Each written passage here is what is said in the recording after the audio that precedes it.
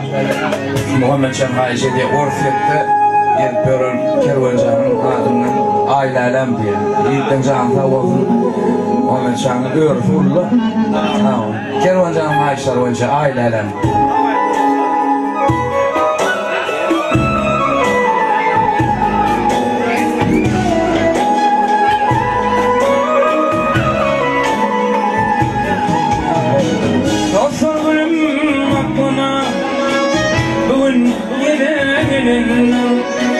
Gitmeydiğim ağlar gözler İlkiyada falanlar Çorbalarına dönelim Gözüm canım alanlar Dolun dolun yürürlemem Bana yeni aylar Aylarım aylarım Ayıbını taylarım Dolun dolun yürürlemem Bana yeni aylar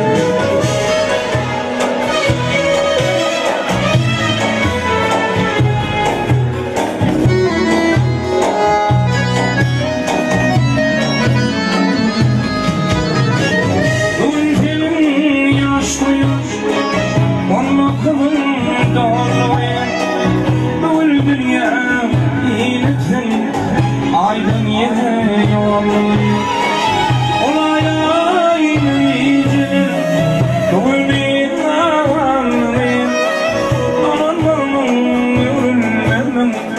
Bana yeni aylarım Aylarım aylarım Ayıbını aylarım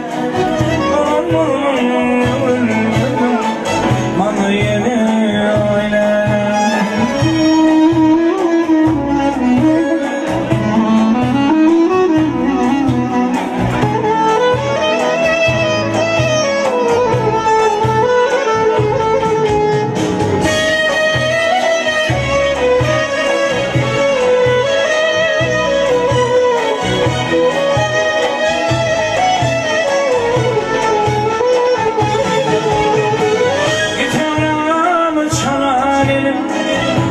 İçebilin uçanlı Fil uğrunda bölürüm Yağmurların seçenler